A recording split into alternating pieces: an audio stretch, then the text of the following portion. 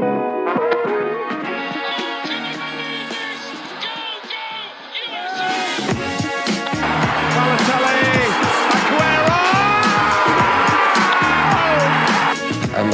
think I'm a special one.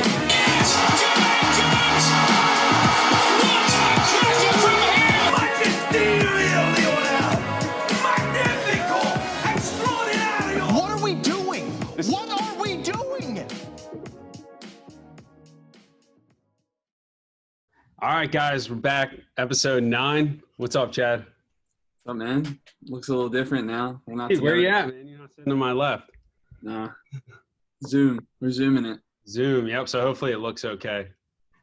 Yeah. So we'll see how this goes. So you're back at college.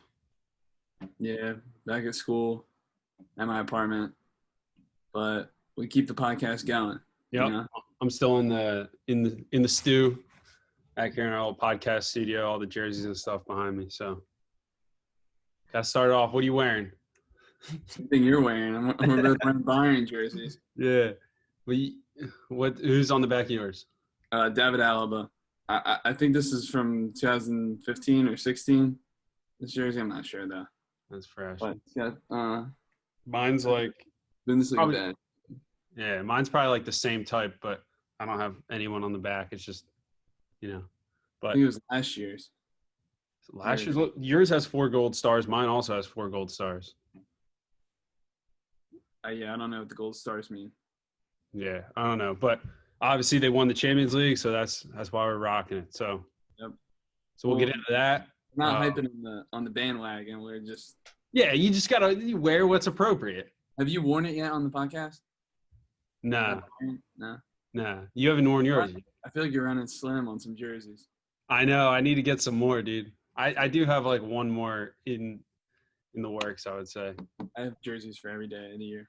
you literally could. So we'll talk Champions League. We'll talk Messi, right? Messi's in the news. Mm-hmm. I figured we start out with like our current like playing situation, coaching, all that stuff. So what are you up to? Okay, so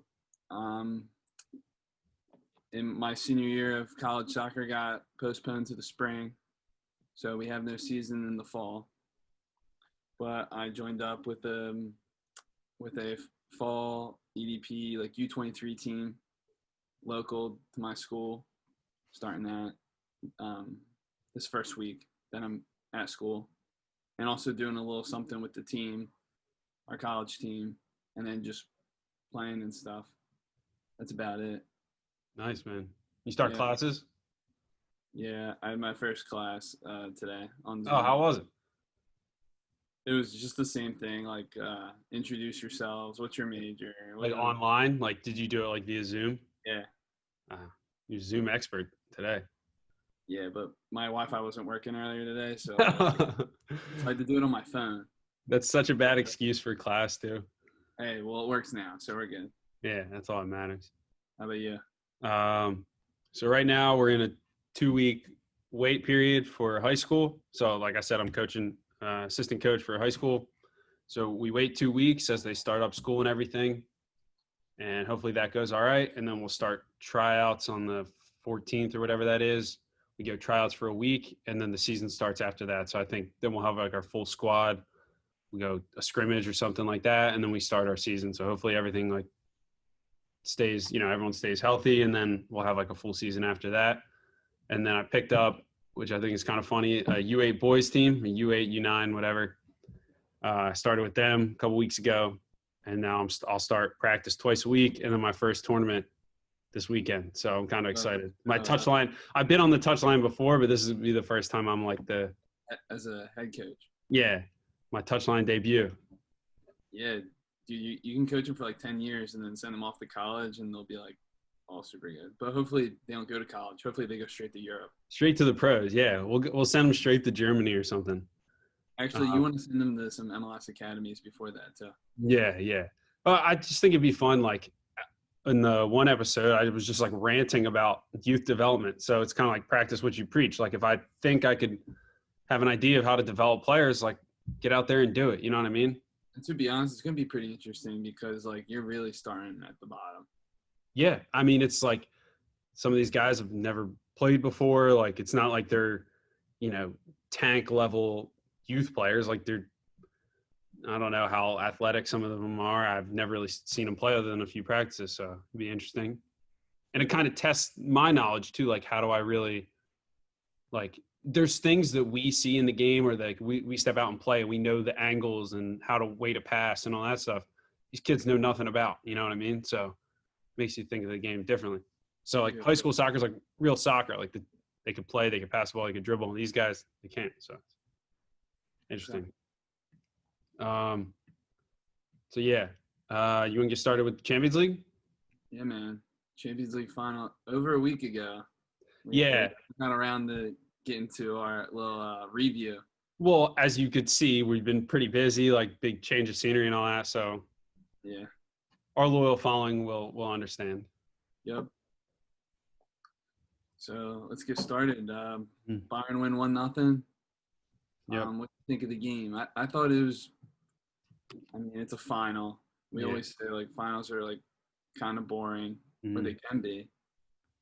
This one definitely did not feel like that. It wasn't that interesting to watch. Yeah, finals are never like exciting, I guess. Like it's exciting in terms of like who's going to win. The game means a lot, but it's never like back and forth end to end. It's very like tense. So they're like kind of feeling each other out. Like it's never too exciting, but there's a lot of like actual like tactical things that I kind of wrote down here.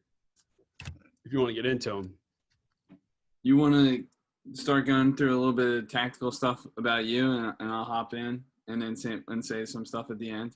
Yeah. So what I basically did, I kind of analyzed a lot of the tactics up until what minute was the goal? Like the 60 something? Oh, I don't remember, man. Well, anyway, Kimmich kind of chipped the ball into Kingsley Coman, headed it in. It was really nice. But even leading up to that and then after that, it's kind of like I just wanted to enjoy it. And then like you see like PSG try to chase the game, Bayern trying to hold on. So I think early in the game is where you see most of the tactics kind of like evolve. And it, so I started off, both teams play a 4-3-3, right? Both teams wing backs, like they try to get up, especially Bayern. PSG, they tried to play out early. So they had like 2 or 3 goal kicks in like the first few minutes. Bayern pressed them, PSG tried to play. Bayern pressed really high with their wingers. So it was Coman and Gnabry. They were pressing. PSG was looking for that little like clipped ball into their outside backs, try to break a line. And sometimes it worked, but most of the time it didn't. Bayern was cutting off the middle and forcing them to play that ball, which is like, if you could hit it, it's great. And even PSG, world-class players, it's a tough ball to hit consistently, especially when, the ball is floating in the air and you have Kingsley Coman like running like full speed at you to come press you. So, yeah. Did you see that too? Yeah. Well, yeah, because we knew that's how they were going to play. Yeah. I really didn't think PSG thought PSG handled it pretty well. Yeah. Throughout the whole game. Mm-hmm. I really think. But real quick, I thought like some of the runs not so much from Mbappe, but that Di Maria was making were like really good runs, and they would get it to the right back for PSG, Kerrer. Oh yeah, I didn't know him before this tournament, and they would get it to him, and he would just never play the through pass. He would always cut it back or make a simple pass. Mm-hmm.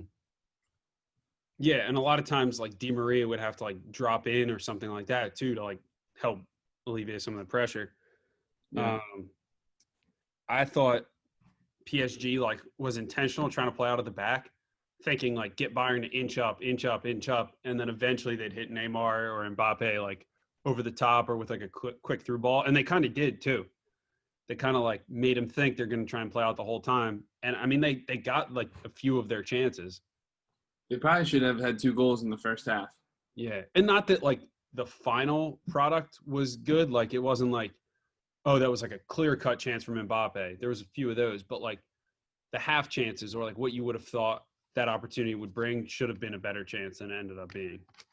You know what I Well, mean? there probably were two clear-cut chances. Yeah, that's true. One of the weirdest things I thought most interesting was that Neymar would like press as the striker, and Mbappe would kind of float out to the left. Did you see that? Yeah. Yeah, and it's like I think one as a center striker, Neymar would just cut the defensive mid off and just try to like force him to one side. Mbappe would do the work tracking the right back, Caher, whatever. And then like that would Okay, right back for PSG. I mean, Mbappe, what's Kimmich. Kimmich, the robot. Yeah. So as what's his face, Kimmich would push up, Mbappe would kind of track him, but Neymar would start in the middle and then like hoping that PSG would win the ball. Neymar would kind of like float into that space, and he'd either be the hold up play or try to make a run. And then Mbappe was like fast enough to like join the attack. What do you think of Neymar playing that instead of the left? I like playing off the left. Honestly, like the more you get Neymar the ball, the better. So if it gets him the ball, it works. And Bayern were gonna force Neymar to defend anyway. You don't want Neymar defending. You don't want Neymar tracking back. So I think it was honestly like a good plan because if Neymar could hold the ball up a little bit, you get Mbappe joining the attack. It works. Something interesting that I saw definitely during this game and the past couple of games from Neymar is like he like rides challenges now. Like he won't go down as easily. Mm-hmm. I don't know why that is, but I felt like he would beat a player, and usually you see him beat a player, and then if he gets like kind of like pushed, he'll fall down. But this time he just would keep on going. Yeah, he had a few like pretty tough runs. PSG was like when they would defend deep, they defended pretty well deep and like forced Bayern to just kind of like work the ball around the back. That's kind of what they have to do, or else Bayern's just going to play right through you. Yeah. I saved the video. I saved the video clip on my phone. I'll have to send it to you. Maybe I will tweet it out or something. It was a really nice combo. Was it the one I sent you? I think it was the one I sent you where Ander Herrera like got out of space, same with Marquinhos, and Paredes like dropped in, and at the same time Mbappe like made the run. Yeah, you love that. Yeah, I do love that. Love that kind of stuff. I thought Neuer's save in the 18th minute was really good on Neymar. Yeah, of course. That was the one he kind of saved. Neuer's still one of the best goalies. Yeah. Top two. I don't know if like I don't really judge goalies too much. I don't know if the hype just fell off, but he's been really stellar. What'd you make of PSG's defense? It's like they kind of defended as a team. I didn't really think they were forced to defend too much. I think something's got to be said that like Lewandowski and Thomas Muller, like they were almost irrelevant the whole game. Yeah. Well, I was thinking in my head, like while I was rewatching the game, I was like, Kim Mbappe is like, he's got to be what, a top 3 center back in the world, at least. Who's better? Who's better? He's probably better than Thiago Silva at this point, not counting like leadership and that kind of stuff, but like, who's better? Van Dijk, Ramos, not Koulibaly. Koulibaly gets too much hype. Not Harry Maguire because he's in Greece. Harry Maguire might like punch or kick you for saying that. But I don't know. I thought he was class on the day. On the day. On the day. We got to use as many soccer terms as we can here. Let's see what else I have. PSG most dangerous when Neymar drives inside. So obviously when they're building up, Neymar still will drift out wide and Mbappe to the middle. And he gets the ball and drives inside. Like you're making guys commit. Everyone knows Neymar's like, they know he's going to do something. It's just a matter of when, because he's so like, he could change speeds at such a good, like with ease. So yeah, that was pretty interesting. I wrote down tries to exploit space behind and lead. There's another thing about how he presses as a striker. Yeah, so he just take up the center forward spot to press, less work than having to track Kimmich out wide. Just cuts the defensive mid off. You get the defensive mid on the ball. So who is that? Thiago or Goretzka? Pretty important in their buildup. So And that was all from my like tactical analysis in this trusty notebook here. You also said to me you really liked how the goal was set up. So, Oh yeah, really how I guess the ball went wide, got played back into Thomas Muller, right? And that layoff to Kimmich, you were like, after you gave me, dude, did you see that layoff from? yeah. I was obsessed over the layoff. Was it Muller or Lewandowski? It was Muller. Yeah, it was great. It was like a one-touch, like the ball was going towards the goal, and Muller's coming towards the goal as well, but he lays it back. So everyone keeps running towards the goal. Kimmich just follows through, and it's just like a one-time little like clip ball, and Kingsley Coman just runs off the back shoulder of Cajer, I think, or Thiago Silva, one of them. Yeah. And But, Coman used to play for PSG. dude, Kingsley Coman's won like just about everything you can in world football. We didn't expect Coman to even start. Yeah. Perisic is going to start. Mm-hmm. Good decision by their coach, I guess. Yeah. I mean, you could sub in like 5 different guys on that Bayern team, and they'll all just be ridiculously good. Yeah, especially Chris Richards. Yeah. Chris Richards get a ring? I don't think so. I don't think he played any Champions League games. Champions League games, yeah. So is that all we have? I mean, it's Champions League final, but like, Then it happened almost a week and a half ago. So yeah. So I tried to like break down some stuff tactically, like, you know, there's only so much you break down when you know, like, if you know Bayern's building up, PSG's sitting behind the ball. That's just what they're doing. They're just shifting, sliding. Bayern was effective with some of those big switches. I mean, like, they hit a few of them, but Alphonso Davies pretty good. He was challenged defensively a little bit, Alphonso Davies, but going forward, he's just still like so good, so calm, good with the ball, fast. Honestly, like what I think helps him is like when he was on the Whitecaps, he played like attacking midfielder a lot. So like he's forced into these positions where he's driving at people with the ball. So like he kind of does that a lot at left back. Yeah. And that's what like outside backs, like the type of skill they need now to do that. If you look at how Liverpool plays with their outside backs. Yeah. And it goes back to like development too. If you really want to take this to grassroots level, imagine you're like, I played outside back growing up. I played like some right back. I couldn't tell you the amount of times where like I just kind of cleared it down the field one touch and everyone thought it was a good play because the ball's not in our end anymore. Think about how many reps I missed out on receiving the ball, dribbling and taking the space in front of me, or looking for a progressive pass. Now, Alphonso Davies did that. He's getting those reps at center midfield, but it's replicated at left wing back or left wing or whatever, you know? Yeah. So you could clearly see in the difference in grassroots, like the youth ages and professional, like that stuff is just like a reoccurring theme.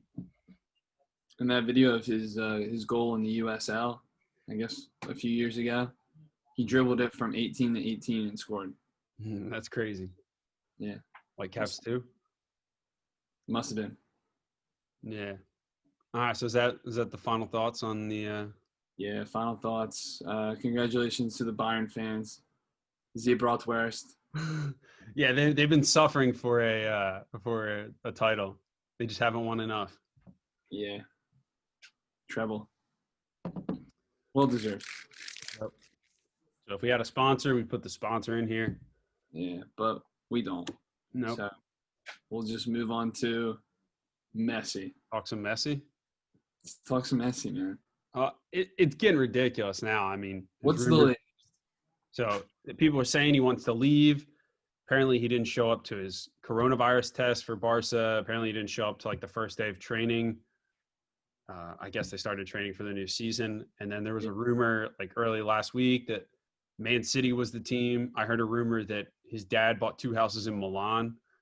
So there's like basically 2 options: that he wants to leave, or he's just so unhappy with the Barca management, like the president and whatever, and some political stuff, that he's just trying to force him to step down, and he's threatening to leave as, leverage.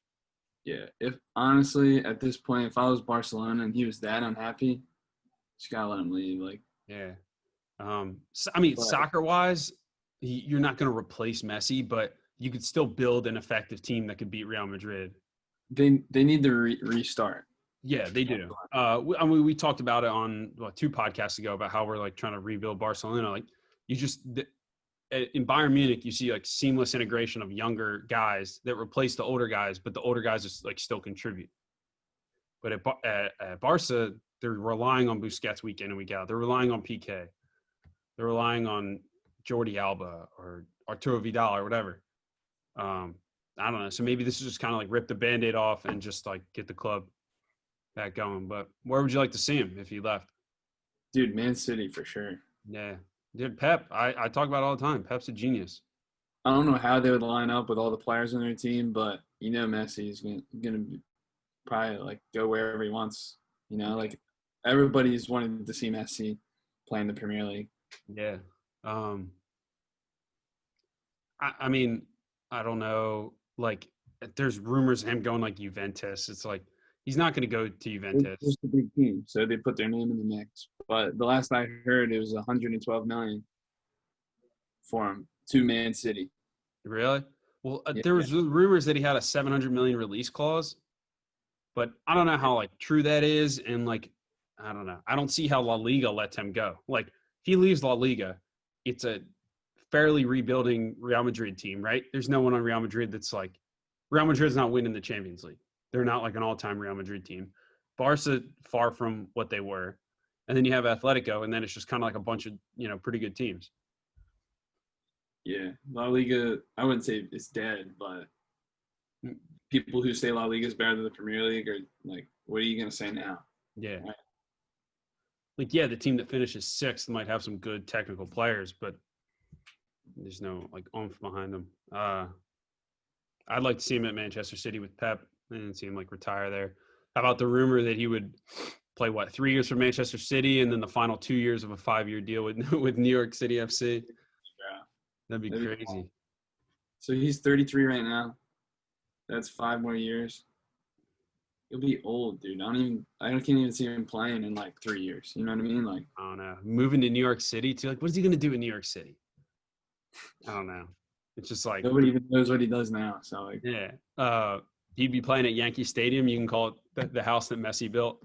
So like the house that Ruth built. Yeah, maybe they'll have a stadium by then. A real one, not a baseball. I doubt it. Central Park. They'll build one right in Central Park. Yeah. Yeah, so I don't know. Like, I feel like everything that's coming out with Messi right now, you really can't believe, other than the Manchester City stuff. Everything else is just like stupid rumors, I would say. But I mean, PSG would be really cool. I want to know like when this stuff can be like done by, like I don't know when the transfer window ends. Yeah, I don't know. So, I don't know. Maybe in the next couple of weeks. I mean, Premier League starts in September 12th. Yeah, I believe that's crazy. So is La Liga. They both start the same day. So. Yeah. And I mean, Messi, like, he deserves time off too. A lot of those older players will take like a few weeks off from team training. For sure. So yeah, this is just like, I don't want to talk too much about like too many Messi rumors, because this is somebody that's, if anything, like, people are just going to be throwing out stuff no matter what, even if it makes sense or not, because nobody knows. But if I had to bet, I'd say he stays at Barca. Really? I would say there's like a 50 or like a 60% chance he stays at Barca, a 35% chance he goes to City, and then the remaining is, I don't know, PSG come in with like a ridiculous amount of money or something like that, which would be pretty awesome. I don't really want to see him stay at Barcelona. I'd rather just. Yeah, I'd rather watch him at Man City. It'd be way more interesting. But yeah, but that's not even the biggest transfer news. Transfer news of the week. You know why? Weston McKennie. to Juve. Juventus. It's amazing for U.S. soccer right there. Yeah. It came out of nowhere. Like, I mean, it was a rumor. The rumors were like Weston to Southampton or where was the one? I don't know. I feel like Burnley or like random teams like that, or like Union Berlin or Hertha Berlin. And then out of nowhere, it was just like, yep, Weston Juve is on. And I was like, wow. It's weird. I don't know if you know anything more about it, but it's a loan, right? Like it's a $4.95 million loan. I saw. I heard the rough numbers were maybe just the translation from euros to dollars or whatever was like 3 million loan, 18 million to option to buy after that. So I think it's just Juve's way of splitting up the money so that they don't pay too much in 1 year. So they like split it up evenly in years to come. But it's interesting. Now, if you look at his competition when he goes there, you think he'll play right away? Or, I mean, I was going to say, that's why like I'm kind of like nervous about it. Like, not that like he's going to go fight for a spot. And I think that's like the American thing, like go fight for your spot, earn it, whatever. But part of me is like, is he really like good enough on the ball to play for like a ball dominant team like Juve? Like, is he better than Rabiot? They have. Or they have Artur coming from Barca. Mm-hmm. They got Bentancur. Mm-hmm. They got Rabiot. They got Aaron Ramsey and Sami Khedira. Yeah, well, apparently Khedira's out. Not like the toughest midfield to break into.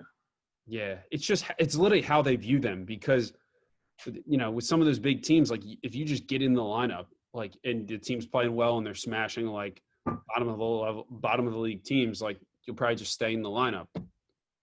I don't know. It says something that it's one of Pirlo's first moves, but historically Juve, they don't go with like, there's someone that makes the transfer moves like for them, not for them. Not the manager doesn't make the transfer moves. Pirlo just sees the talent in Weston McKennie. He just knows he can create him to be like one of the best passers of the ball. Or he sees the need for a real passer, and he sees Weston McKennie as a dog who does the Arturo Vidal like superhuman track all over the field. So Pirlo can just Arturo Vidal with this, but that's true. Mm. Yeah. Or maybe he turns into a Pogba. He's no puppy. He's a dog. Yeah. I don't know. So when I first heard it, I was like, oh, like I want him to get minutes. But then it's like, at the same time, like, not that I thought, like, obviously I think highly of Weston McKennie, but I wasn't like Weston McKennie's not the guy that's going to take us to the next level. You know what I mean? Like, I don't see that. So if it's a hit or miss thing, I'd rather go for the hit. If he turns out to be a regular starter at Juve with the current like talent that he has, then I'd be like, all right, great. He's definitely developed. If he misses, then he still has that dog mentality, going the ball back great in the air, and he could go do that for a lesser club. So, I'm okay with it. It's hard to be excited. Like at Pulisic with Chelsea, I was like, all right, I know Pulisic has those qualities. It's just about breaking into the team. If it was, I don't know, like somebody else, like Gio Reyna, I see the football IQ and like the passing ability and whatever to fit into a big team. Weston's different. Yeah, I'm definitely excited to see him play though. Yeah. I mean, if there's a guy that has a mentality, it's probably him too. So I'd be interested to see him not on Schalke, because Schalke's kind of a train wreck. Yeah. Dude, heck, maybe they play him as a number 9 next to Ronaldo. Just win headers, flick him on. Play him at center back, right? Isn't that what Schalke did? They played him everywhere. They played him up top too. They played him at right back. They played him at center back. It's like a Fellaini. They take Ronaldo's spot, yeah. Dude, it's crazy that there's an American playing with Ronaldo. It's crazy to think. Yeah, I wonder if, I guess not. Yeah. I mean, Conrad plays with Messi. Conrad de la Fuente. Dude, Conrad plays for Man City? Just joking. Yeah. So that's another American news. Conrad de la Fuente played for Barcelona B this past season, and apparently he's in first team training for the preseason. So I saw a list of players who could potentially play right wing for Barcelona. Mm. One was Messi, and everyone knows why it's there. The other one was Dembele. I don't know what Dembele's current situation is. And then the other two guys, one dude tore like his MCL or something, and the other dude's going on loan. So, like, he might be playing right wing for Barcelona. Seriously, like, coming off the bench or something. Get some random like cup games or something. That'd be awesome. I mean, like, that's kind of like the same situation I talk about with like Chris Richards. Like, if you could train and hold your own in that kind of training, like, you play games or get good training experience, but like training with Barca is a different animal than training with like Wolfsburg or like, you know what I mean? Some random mid-table top-tier team compared to Barcelona. So Yeah. it's cool. Another American signing that happened within the past 2 weeks, Anthony Robinson. Oh, we didn't talk about that. On the podcast, honestly. What's And that? I say he's probably the most talked about person on the podcast. Yeah, it's kind of ridiculous how much we talk about him, but he's just in the news. So he moved from Wigan, which was in the championship in England. He made a move to Fulham, who just got promoted to the Premier League, and it's worth $2.31 million. What do you think? I think it's cool. Like maybe they're going to be defending the whole time, so I don't know if he really gets to showcase like all of his skills. But he could possibly play next to Tim Ream. Tim Ream's been a staple at left center back for Fulham. So Americans always play for Fulham. Yeah, what do they call full America or something like that? How many players? It's like 6 or 7. So there's like Brian McBride, Dempsey. There's a few like non-big ones that I'm forgetting, obviously, because I only named 2.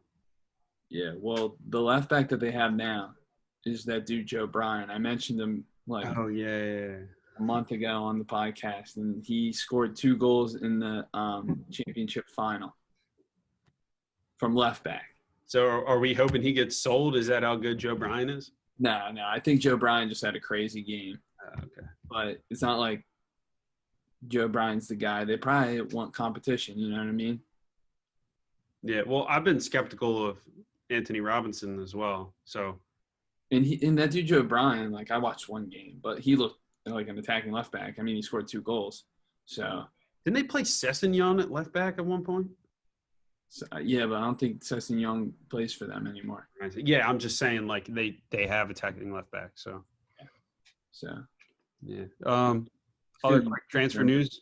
You want to talk about Chelsea? Yeah, dude. So apparently Thiago Silva's a done deal. Would they get him for like a couple million or something? I think like 4. Insane get for them because he's still like 2 seasons. I don't know. Yeah, he's still like one of the top 10 at least. Yeah. What are you saying? Even if he plays 1 season, $4 million is definitely worth it. Yeah, exactly. Like, and he'll like whoever they start next to him, he'll be good. Chilwell is official, right? Yep. So they kind of solidified their left back spot. Apparently Kai Havertz is like basically official. He should get announced like within the next few days. $80 million. I don't think anyone's stupid. It's not official yet, but it's basically done. Yeah. It's just like what are they doing with all these? Like you're just going to go from like a Champions League contending Premier League team to like Man City level depth in 1 year. Like where are they pulling these guys out of? Yeah. Where's Kai Havertz going to play? I guess attacking mid, but like where's players like Mount going to play? And like, I actually really like Mount. Now, Mount's not going to be your attacking mid. The current version of Mason Mount's not going to be your attacking mid on like a Premier League champion, but well, yeah, but now he's behind Havertz, who's like the same age. Oh wow, I didn't realize Havertz was that young. I think Mount's a few years younger. Nah. Mount, if anything's older. So right wing, who are we thinking of right wing? Ziyech yeah. Oh my gosh, I forgot about it. And he could play the 10 too. So Werner made their debuts, I'm pretty sure. Yeah.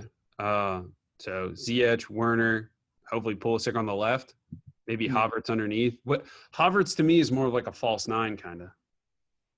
Yeah, that's what he played towards the end of the Bundesliga season. Yeah, but I like Mount, and then you have Kovacic, Conte.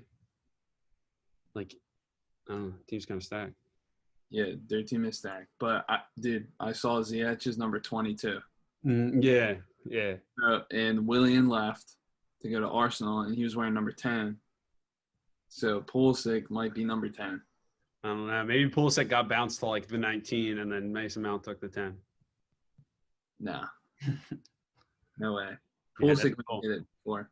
I need a couple. I've never had a Pulisic jersey, so maybe I'll just get a number 10 Pulisic. Yeah, once it comes out. Be kind of tough. Yeah. Yeah, so those are my thoughts on Chelsea. What else you want to talk about? don't know, man. I mean, there's transfer. We don't have we didn't know how well the Zoom call was going to go. So we just kind of planned to talk about Champions League, Messi, and then a few transfer rumors. So we don't have like a topic lined up for this one. So Yeah, maybe we should plan a topic for next podcast whenever you want to do it. yeah, I was thinking we haven't done a real I don't even know what kind of topics these are. Maybe just like soccer, like philosophy, development, and like deeper thinking topics that we could kind of like draw out. Gotcha. If you guys have if anyone listening or watching, draft. huh? Or maybe another draft. Yeah, what are we gonna draft? I don't know. Just a suggestion. A mock MLS Super Draft. Oh, got rid of that, right? It's on the college soccer that's happening this year. Oh. And then next episode we'll review how our week went, how your first week of training went. You have training tonight, right? Yeah. How my tournament went. Hopefully you bring home the first medal. Yeah. First trophy. First of many. Yeah. Get a trophy case. Or your first trophy actually has to go up on the background. Yeah. I would hope the coaches don't get trophies though. Why not? I don't know. It just seems weird to me. Or at least like a participation medal. That's probably what they give out. Probably. Yeah, so that's the plan. Next time we'll have a topic. We'll talk about it. If any transfer news breaks, we'll talk Messi probably, but that's it. Yep. We got to be – I know we took like a week and a half or 2 week break from really putting out content on TikTok and Instagram and whatever. So we'll get back on that. We just kind of needed to you were moving in. I don't know. I don't know if I do anything important, but I would consider it important. So you're busy, man. Thanks. All right. Anything else? No, I think we're good. So thanks for listening, everyone. Mm-hmm. See you guys in the next one. This is episode 9, right? Yep. All right. Episode 10 will be big. Maybe we'll talk about the importance of the number 10 or something. Yeah. Oh. Ooh, yeah. Oh, this one's 9. We could have talked about the best number 9s in the world or something like that. Dang, man. We're just missing our opportunities. Yeah. All right, guys. All right. Peace. Peace.